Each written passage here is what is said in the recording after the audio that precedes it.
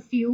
Prostitute, जब भी हम इस वर्ड को सुनते हैं तो हमारे फेशियल एक्सप्रेशन के साथ साथ हमारी सोच भी चेंज हो जाती है। बट सवाल ये उठता है कि क्या भारत में प्रोस्टिट्यूशन लीगल है, और अगर है तो क्या राइट्स है प्रोस्टिट्यूट के पास। इसी टॉपिक पर डिस्कशन करने के लिए मैं पूजा पांडे आज आप सबके बीच में आई हूँ, and I would like to welcome you all on behalf of Elect for judiciary. तो चलिए आज का वीडियो हम स्टार्ट करते हैं, और इसका कंक्लूजन मैं वीडियो के एंड में करूंगी, तो आपको लास्ट तक इस वीडियो के साथ जुड़े रहना है। उससे पहले मैं आपको ये बता दूं कि अगर आप हमारे चैनल पर नए और आपने हमारा चैनल सब्सक्राइब नहीं किया है तो फटाफट से आप उसे सब्सक्राइब कर लीजिए। साथ ही साथ आप नोटिफिकेशन बेल को भी क्लिक करिए, ताकि जब भी कोई नया वीडियो या नया कंटेंट हम आपके लिए लेकर के आए तो आपके पास उसका नोटिफिकेशन चला जाए। साथ ही साथ हम सारे सोशल मीडिया प्लेटफॉर्म जैसे कि फेसबुक, इंस्टाग्राम और टेलीग्राम पर भी एक्टिव हैं, तो वहां पर भी हमें ज्वाइन कर सकते हैं और लीगल अपडेट्स जानने के लिए। अब आज का टॉपिक स्टार्ट करते हैं। तो जैसे कि टॉपिक है राइट्स ऑफ प्रोस्टिट्यूट, तो उससे पहले ये जानते हैं कि प्रोस्टिट्यूशन क्या होता है और एक्चुअली प्रोस्टिट्यूट होते क्या हैं। तो इमोरल ट्रैफिक प्रिवेंशन एक्ट 1956 का सेक्शन 2F बताता है कि व्हाट इज प्रोस्टिट्यूशन। प्रोस्टिट्यूशन का मतलब ये होता है कि जब हम किसी भी पर्सन का सेक्सुअल एक्सप्लॉयटेशन करें for commercial purpose. Sexual exploitation का मतलब ये होता है जहां पर कोई एक इंसान दूसरे इंसान की बॉडी का इस तरीके से इस्तेमाल कराए सेक्सुअल एक्टिविटी में जिसके रिटर्न में उसको पैसे मिले या मॉनिटरी बेनिफिट हो, इसे हम कहते हैं सेक्सुअल एक्सप्लॉयटेशन। और जब वो सेक्सुअल एक्सप्लॉयटेशन कमर्शियल पर्पसेस के लिए होता है तो वो कहलाया जाता है प्रोस्टिट्यूशन। और जो पर्सन उस सेक्सुअल एक्टिविटी में इन्वॉल्व है उसे हम कहते हैं प्रोस्टिट्यूट। तो इस चीज के लिए जो इंडिया में लॉ है वो है इमोरल ट्रैफिक प्रिवेंशन एक्ट 1956। इस एक्ट ने कुछ एक्टिविटीज पर रेस्ट्रिक्शन भी लगाए हुए हैं। वो रेस्ट्रिक्शन क्या है वो मैं आपको बताना चाहूंगी। ये following activities as per immoral traffic prevention act 1956 punishable है।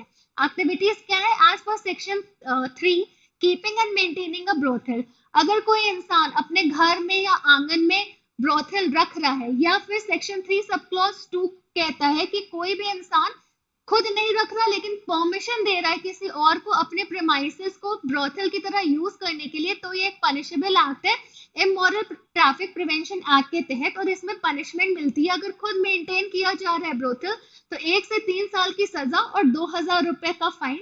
और अगर ये एक्टिविटी रिपीट हो रही है मतलब सेकेंड एंड सब्सिक्वेंट स्टेज से 2 से 5 साल की सजा और 2000 रुपए तक का जुर्माना भत्ता लगेगा। सेक्शन 3 सब क्लॉज 2 जहां पर परमिशन दे रहा है अपने प्रेमाइसेस को ब्रोथल की तरह यूज करने के लिए, वहां पर अगर फर्स्ट टाइम वो कर रहा है तो 2 साल की सजा और 2000 रुपए तक का जुर्माना, और दूसरी और सब्सिक्वेंट टाइम कर रहा है तो 5 साल की सजा और फाइन। ब्रोथल का एक्चुअली मतलब ये होता है ऐसी कोई भी जगह जहां पर प्रोस्टिट्यूशन वाली एक्टिविटीज कैरी ऑन हो रही हो, सेक्सुअल एक्टिविटीज कैरी ऑन हो रही हो, उस प्लेस को हम एक्चुअली ब्रोथल कहते हैं। सेक्शन 4 ये कहता है कि जहां पर कोई भी इंसान किसी भी प्रोस्टिट्यूट के द्वारा कमाए हुए पैसों पर अपना गुजारा भत्ता कर रहा है, चाहे वो फैमिली मेंबर हो या ऐसा कोई पर्सन हो जिसने उस लड़की को देह व्यापार में डाला हो, तो ये एक पनिशेबल ऑफेंस है जहां पर 2 साल की सजा या 1000 रुपए तक का जुर्माना लग सकता है। और सेक्शन 5 ये कहता है सेड्यूसिंग और सोलिसिटिंग for the purpose of prostitution, जहां किसी को बहकाया जा रहा है या देह व्यापार में ढकेला जा रहा है वहां पर सजा 3 साल से लेकर के 7 साल तक की है। और अगर ये काम अगेंस्ट विल किया जा रहा है उस पर्सन के जो कि प्रोस्टिट्यूट है तो सजा 7 साल से लेकर के 14 साल तक रहती है। तो ये कुछ रेस्ट्रिक्शंस है जो इमोरल ट्रैफिक प्रिवेंशन एक्ट 1956 के द्वारा इम्पोज किए गए हैं प्रोस्टिट्यूशन के ऊपर, और प्रोस्टिट्यूशन से रिलेटेड इंडिया में यही एक लॉ है। अब आगे बढ़ते हैं और बात करते हैं Buddhadev Karvaskar versus state of West Bengal के केस की। ये एक लैंडमार्क जजमेंट है प्रोस्टिट्यूशन के ऊपर। इस केस में एक्चुअली हुआ क्या था कि एक सेक्स वर्कर ने सेक्सुअल एक्टिविटी परफॉर्म करने से मना कर दिया, जिसकी वजह से उसका ब्रूटली मर्डर कर दिया गया था। इस केस का सुप्रीम कोर्ट ने सुओ मोटो कॉग्निजेंस लिया और उसके बाद कुछ गाइडलाइंस लेकर के आए प्रोस्टिट्यूशन के प्रोफेशन के ऊपर। इस केस के बाद कोर्ट ने ये हेल्ड किया था कि प्रोस्टिट्यूशन एक लीगल प्रोफेशन है, इसे करने से रोका नहीं जा सकता किसी को अगर वो पर्सन अपने कंसेंट से इस प्रोफेशन को एक्सरसाइज कर रहा है। साथ ही साथ सेक्स वर्कर्स को सारे फंडामेंटल राइट्स मिलेंगे, वो भी किसी भी एक नॉर्मल ह्यूमन बीइंग की तरह सारे फंडामेंटल राइट्स के लिए एंटाइटल्ड हैं। सेक्स वर्कर में कोई भी मैन, वुमेन या ट्रांसजेंडर तीनों कैटेगरी के लोग इंक्लूडेड होते हैं। और आर्टिकल 21 का वायलेशन है अगर उनके इस प्रोफेशन को एक्सरसाइज करने से रोका जा रहा है, अगर वो अपनी कंसेंट से करते हैं तो। फिर प्रदीप घोष पैनल कॉन्स्टिट्यूट किया था सुप्रीम कोर्ट ने और उन्होंने कुछ रिकमेंडेशन दिए थे और उस रिकमेंडेशन के बेसिस पर यह कहा गया था कि सेंट्रल और स्टेट गवर्नमेंट को स्कीम्स फॉर रिहैबिलिटेशन करनी चाहिए प्रिपेयर फिजिकली और सेक्सुअली अब्यूज्ड वुमेन के लिए। तो ये सारे चीजें आई थी इस केस के बाद, जो कि लैंडमार्क जजमेंट है प्रोस्टिट्यूशन के ऊपर। उसके बाद इस केस के आने के बाद बहुत सारे चेंजेस आए। वो चेंजेस क्या थे? पहला तो ये था कि मेडिकल असिस्टेंस मिलनी चाहिए प्रोस्टिट्यूट्स को।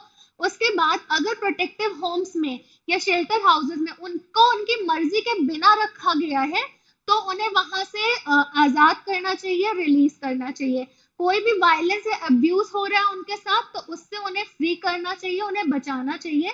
साथ ही साथ प्रेस काउंसिल ऑफ इंडिया को डेवलप करने चाहिए ऐसे गाइडलाइंस जहां पर सेक्स वर्कर्स की आइडेंटिटी को प्रोटेक्ट किया जाए। ये ना उनका चेहरा ना ही उनका नाम, ये सारी चीजें रिवील नहीं होनी चाहिए।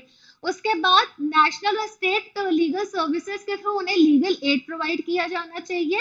रिहैबिलिटेशन सेंटर उनको प्रोवाइड किया जाना चाहिए, जो कि मैंने आपको पहले भी बताया। और पोजीशन ऑफ कॉन्डोम को ये कंसिडर नहीं किया जाएगा कि वो ऑफेंस है, ना ही उसे देखा जा रहा है तो ये माना जाएगा कि वो सोलिसिटिंग का या ब्रोथल कीपिंग का कोई एविडेंस है। तो ये सारे चेंजेस इस केस के बाद आए थे। इस केस में जो सुप्रीम कोर्ट ने सुओ मोटो कॉग्निजेंस लिया था तो ये भी कहा था कि कोई भी सेक्स वर्कर को उसके बच्चे से अलग नहीं किया जा सकता। और अगर पुलिस कभी रेड कर रही है किसी भी ब्रोथल पे तो जो इंसान उस ब्रोथल को चला रहा है या जिसने परमिशन दी है उसको अरेस्ट किया जाएगा, ना कि सेक्स वर्कर्स को।